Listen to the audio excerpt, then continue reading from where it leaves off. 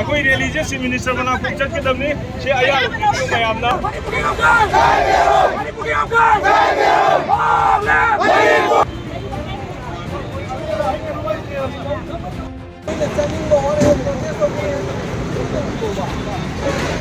แล้วก็ที่ไอ้คุยคงชื่อตาดีพอที่ทำเจ๊เก็บอ่ะ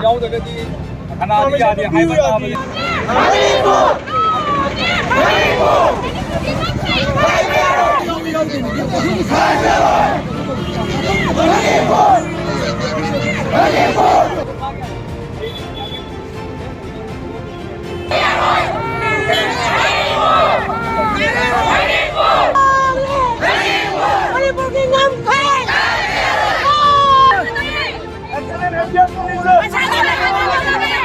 Manipuri Chief Minister! External Affairs Minister! External Affairs Minister! Tôi đi lùi là đi tu lùi là thăm bắn lì rồi rồi. Đúng mà nó khá là khăn đó là cái. Đi làm quê. Làm quê. Làm quê cái gì?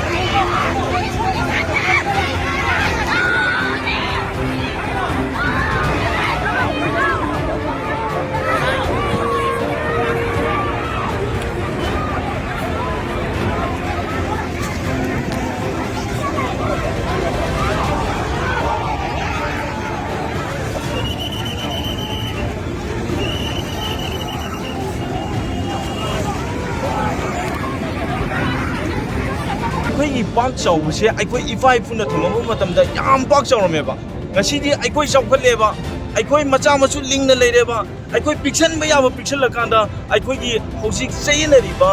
ase warwishan mo pu biro hai bene ba say na ri ba mafam hai bi pi pi ya ba pi kan da I koi gi lamkhai amaka khangtok se hai bini lamkhai se khangtok ta bi da I koi gi pillar yung jeli ba mayam se I koi na chalu matam da I koi UCM gi team na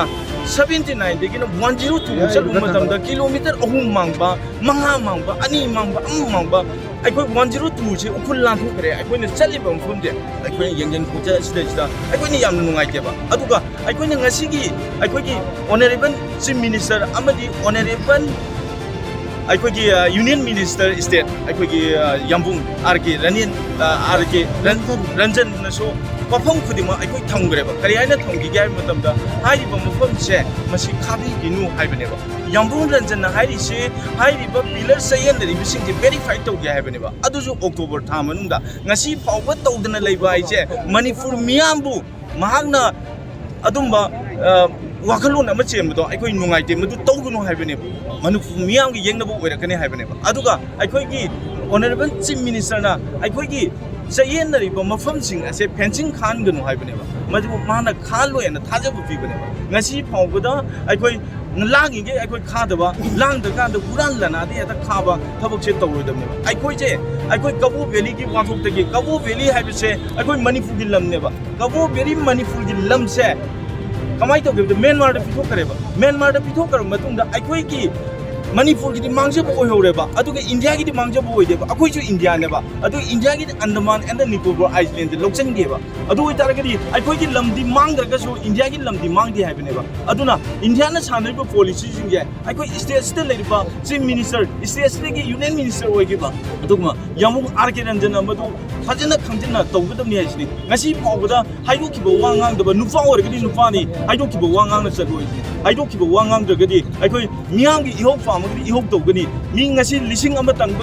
lising ama punna na bagi aikoi chem chai adu hayeng na lising manga angchina lising manga aikoi chem chai hairi thabuk singja aikoi makata na series da chatagani lebang miyamgi damakni irei bagi damakni aikoi sibu kide aikoi sigani aduga sigi border gi issue gi damakta sigani haibije mi pareng chana lei haibije miyamna kawbiginu aduga ꯑꯩꯈꯣꯏꯅ ꯉꯁꯤ ꯇꯧꯖꯔꯤꯕ ꯊꯕꯛꯁꯦ ꯄꯨꯂꯤꯁꯁꯤꯡꯁꯨ ꯌꯥꯎꯔꯤ ꯂꯩꯕꯥꯛꯁꯤꯗ ꯂꯩꯔꯤꯕ ꯏꯃꯥ ꯏꯄꯥ ꯑꯍꯜ ꯂꯃꯟ ꯂꯥꯏ ꯒ꯭ꯔꯨꯞ ꯈꯨꯗꯤꯡꯃꯛ ꯂꯣꯏꯅ ꯌꯥꯎꯔꯤꯕ ꯃꯁꯤꯗꯤ ꯁꯄꯣꯔꯠ ꯇꯧꯗꯅ ꯑꯩꯈꯣꯏꯅ ꯇꯧꯔꯤꯕ ꯊꯕꯛꯁꯤꯗꯩꯁꯤꯗ ꯑꯦꯒꯦꯟꯁꯇ ꯂꯦꯞꯄ ꯑꯣꯏꯔꯒꯗꯤ ꯑꯩꯈꯣꯏ ꯃꯗꯨ ꯌꯥꯕ ꯉꯝꯃꯣꯏ ꯂꯩꯕꯥꯛꯀꯤꯗꯃꯛꯇꯅꯤ ꯑꯩꯈꯣꯏ ꯇꯨꯡꯒꯤ ꯏꯆꯥ ꯏꯁꯨꯅ ꯑꯩꯈꯣꯏ ꯇꯤꯟ ꯁꯤꯠꯀꯅꯤꯌꯦ ꯑꯩꯈꯣꯏ ꯃꯌꯥꯝꯁꯦ ꯇꯤꯟ ꯁꯤꯠꯇꯅꯕ ꯍꯣꯠꯅꯁꯦ ꯑꯩꯈꯣꯏ ꯏꯔꯝꯗꯝ ꯉꯥꯛꯁꯦ ꯍꯥꯏꯕꯅꯦ ꯑꯩꯈꯣꯏ ꯏꯔꯝꯗꯝꯁꯤꯗꯩꯁꯤꯗ ꯑꯩꯈꯣꯏꯅ ꯂꯥꯟ ꯇꯧꯒꯦ ꯍꯥꯏꯕ ꯅꯠꯇꯤꯌꯦ ꯃꯅꯤꯄꯨꯔꯒꯤ ꯏꯟꯗꯤꯌꯥꯒꯤ ꯃꯅꯨꯡꯗ ꯂꯩꯅ ꯑꯩꯈꯣꯏ ꯏꯔꯝꯗꯝꯒꯤ ꯕꯣꯔꯗꯔ ꯐꯦꯟꯁꯤꯡꯁꯦ ꯈꯥꯕꯤꯌꯨ ꯍꯥꯏꯕꯅꯤ ꯃꯈꯣꯏꯅ ꯁꯦꯀꯨꯔꯤꯇꯤ ꯐꯦꯟꯁꯤꯡꯅꯤ ꯍꯥꯏꯒꯅꯤ ꯕꯣꯔꯗꯔ ꯐꯦꯟꯁꯤꯡꯅꯤ ꯍꯥꯏꯒꯅꯤ security fencing oigera border fencing oigera jayen ri mafam je khaba yar hoibini madu khal lagadi aikoi agitation tawni ihok tawbne abni aikoi demand phang dibok junction gini kari kuma hari ba demand phang dibok junction ba sidai sida